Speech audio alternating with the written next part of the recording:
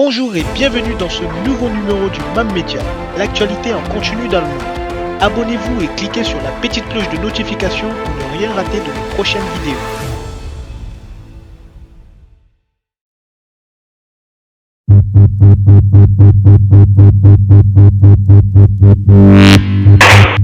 They're shooting. Yeah, they're shooting.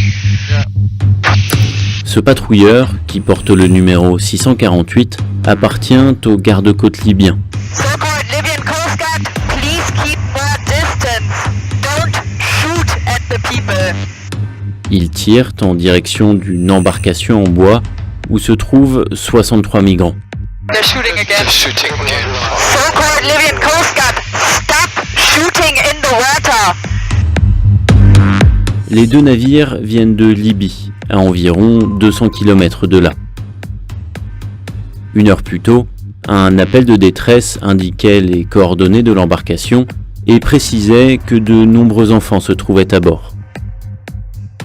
Lorsque le patrouilleur 648 les rattrape, ils se trouvent dans la zone de secours et de sauvetage, ou zone SAR, sous la responsabilité de Malte. Si les gardes-côtes libyens sont venus jusque-là, ce n'est pas pour porter secours. Really afraid when they close like this, like. Pourquoi des gardes-côtes libyens s'attaquent-ils à des migrants au milieu de la Méditerranée, en zone SAR maltaise? Pour répondre à cette question, nous avons analysé l'activité de différents avions et navires sur plusieurs années, vérifié des informations partagées par les ONG présentes en mer Méditerranée et consulté de nombreux documents officiels libyens et européens. Ces données montrent que la Libye viole le droit international et elles exposent comment l'Europe, en lui assurant un soutien financier et opérationnel, se rend complice de ces violations.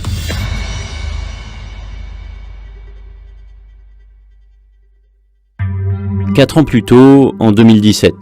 كل من أراد أن يعمل في بناء السيادة الليبية حتى في مجال الإنقاذ عليه أن يأخذ الإذن من الدولة الليبية.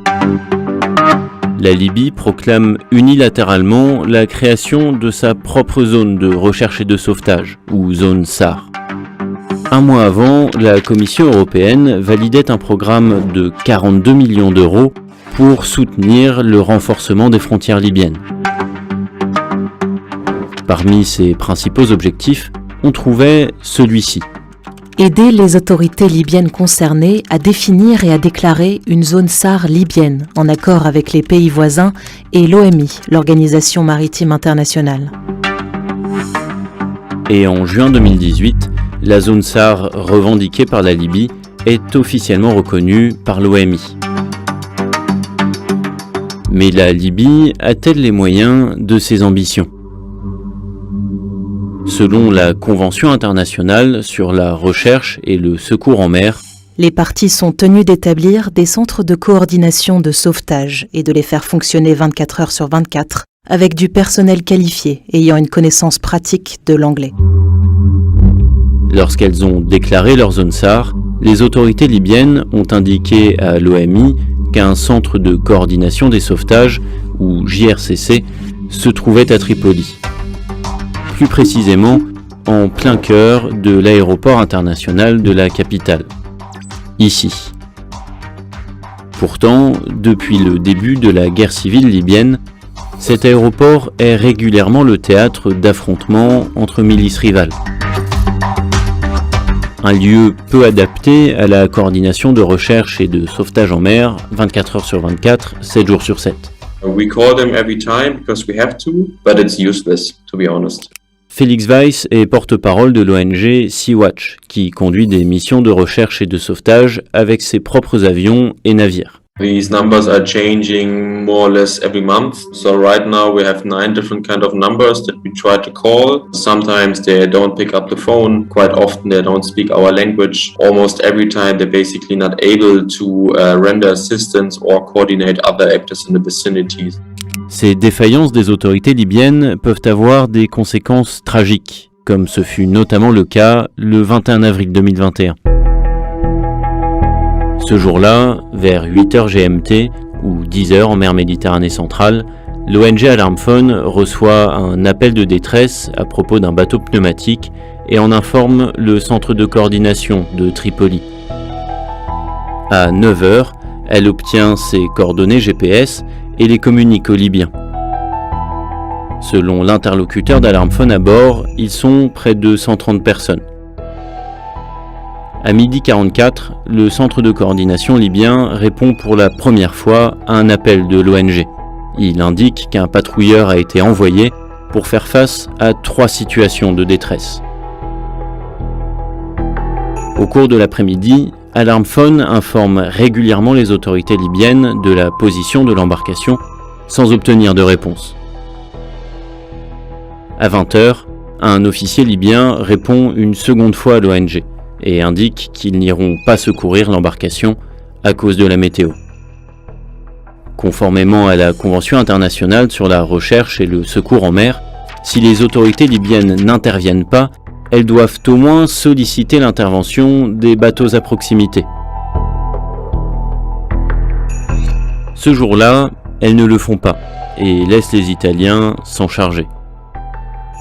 À 17h20, les gardes-côtes italiens demandent à plusieurs navires à proximité de se diriger vers l'embarcation en détresse. Puis, à minuit 30, alors que des navires sont en attente d'instruction depuis plusieurs heures, ce sont encore les Italiens, au nom des autorités libyennes, qui leur indiquent une stratégie de recherche. Le lendemain, à 10h, les navires découvrent les restes de l'embarcation et plusieurs corps sans vie. D'après le lieu de l'épave, les plus de 100 personnes censées être à bord sont vraisemblablement mortes à une centaine de kilomètres des côtes libyennes. Dans d'autres situations, les gardes-côtes libyens se montrent plus entreprenants. C'est ce qui s'est passé le 30 juin 2021 en zone SAR maltaise, lorsque les marins du patrouilleur 648 ont tiré sur une embarcation qui refusait de s'arrêter. Et ce n'est ni un cas isolé, ni une nouveauté. Le 6 novembre 2017, le même patrouilleur s'oppose à l'ONG Sea-Watch et à la marine italienne en plein sauvetage et accélère alors qu'un homme est suspendu sur le côté de sa coque.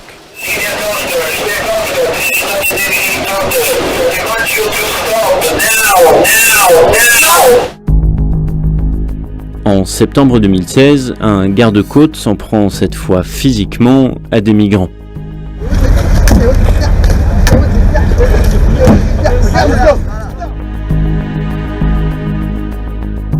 Entre janvier 2017 et septembre 2021, les gardes-côtes libyens ont rapatrié plus de 70 000 migrants en Libye. Dans un rapport d'enquête publié en 2018, les Nations Unies détaillent ce qui les y attendent. Ils s'exposent au meurtre, à la torture, à la détention arbitraire, au viol, à l'esclavage, à l'extorsion et à l'exploitation. Certains sont placés dans des centres de détention officiels, mais d'autres peuvent finir dans des prisons tenues par des milices. Afin d'en sortir, ils doivent souvent s'adonner à du travail forcé ou convaincre leur entourage de payer. Pour les y encourager, les tortionnaires envoient parfois aux familles des vidéos des tortures qu'ils infligent à leurs proches. Parmi elles, leur renverser de l'eau bouillante sur le corps, leur infliger des décharges électriques, des coups de couteau, leur arracher les ongles, les marquer au fer rouge ou leur tirer dans les jambes. Une fois sortis de prison, la plupart travaillent dans des conditions difficiles pour financer une nouvelle traversée. Et en cas d'échec, le processus recommence. Si cet engrenage est si puissant, c'est aussi parce que les gardes-côtes libyens eux-mêmes sont mêlés à ces crimes. C'est le cas d'Abdulrahman Milad, surnommé Al-Bidja, qui dirige une unité des gardes-côtes. C'est lui qu'on voyait en septembre 2016 en train de frapper des migrants. 6 mois plus tard, en Sicile, il participait à des discussions avec des membres du gouvernement italien afin d'évoquer la collaboration entre les deux pays. En 2018, les Nations Unies l'accusent d'être responsable de réseaux de traite de personnes et coupable de violence et de torture. En octobre 2020, il est arrêté à la demande du procureur de Tripoli. 6 mois plus tard, il est relâché et est accueilli en héros dans sa ville. Depuis, selon les images disponibles sur les réseaux sociaux, il a recommencé à travailler auprès des gardes-côtes. Il a même été promu pendant sa détention.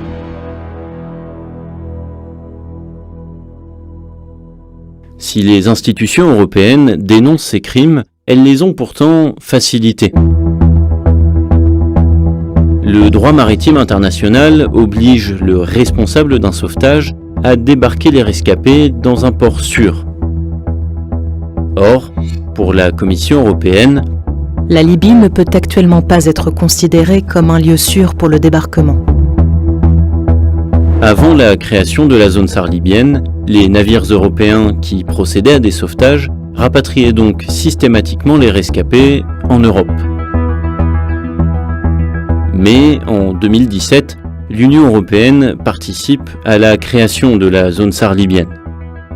Résultat, les autorités libyennes y deviennent responsables des secours et rapatrient les migrants en Libye. L'Union européenne ne viole donc pas directement le droit maritime, mais elle a créé et continue d'entretenir les conditions pour que la Libye le fasse.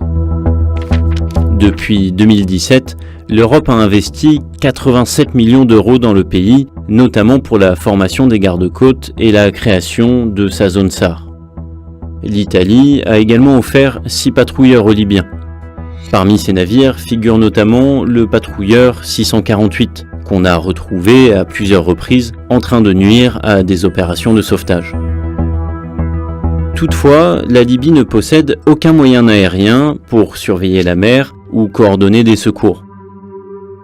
À défaut, elle peut compter sur ceux de l'Agence européenne de garde-frontières, Frontex.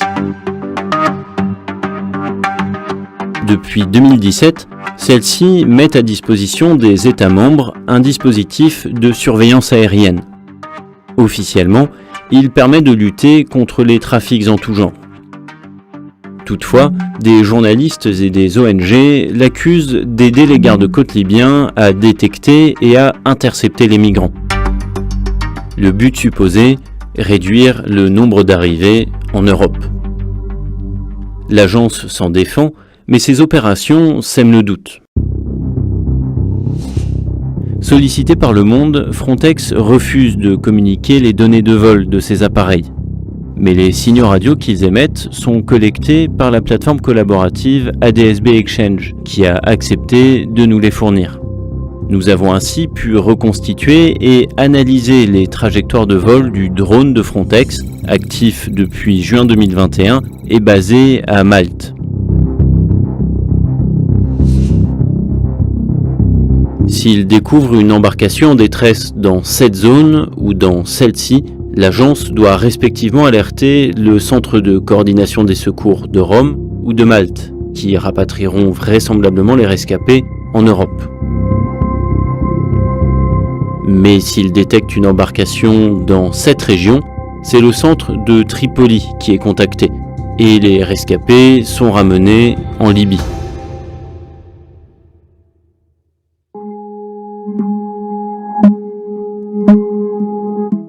Entre le 1er juin et le 31 juillet 2021, le drone a passé 86% de son temps de vol opérationnel dans la zone SAR libyenne, contre 14% dans la zone maltaise. Une fois l'ensemble des vols superposés, on s'aperçoit qu'il respecte particulièrement bien les limites de la zone SAR libyenne. Et c'est encore plus visible si l'on fait abstraction du trajet avant et après la phase opérationnelle.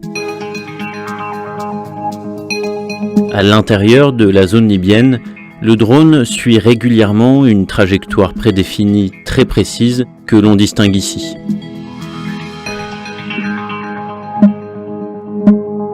Sollicité, Frontex n'a pas souhaité commenter ces chiffres, mais précise que les plans de vol dépendent de l'analyse des risques et des renseignements concernant les activités illégales en cours dirigées vers les frontières européennes.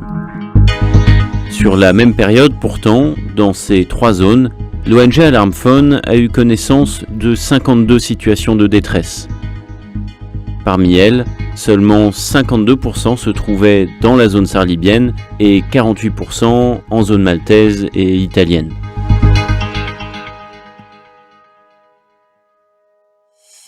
Au début de la collaboration entre l'Union européenne et la Libye en 2017, l'objectif annoncé était double. Améliorer la capacité des Libyens à contrôler leurs frontières et assurer des sauvetages vitaux en mer.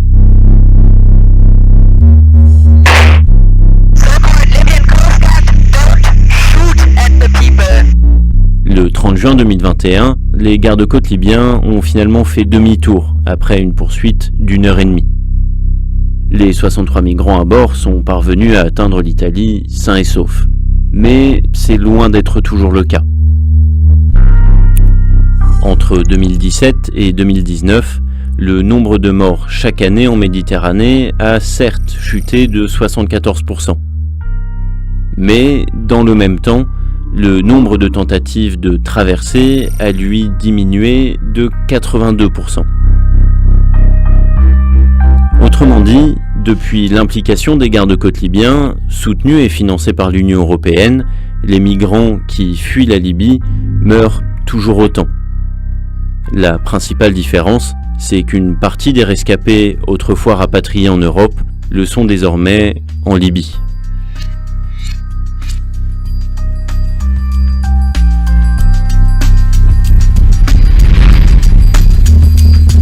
N'oubliez pas de vous abonner et surtout de cliquer sur la cloche de notification. Likez la vidéo si ce n'est pas déjà fait.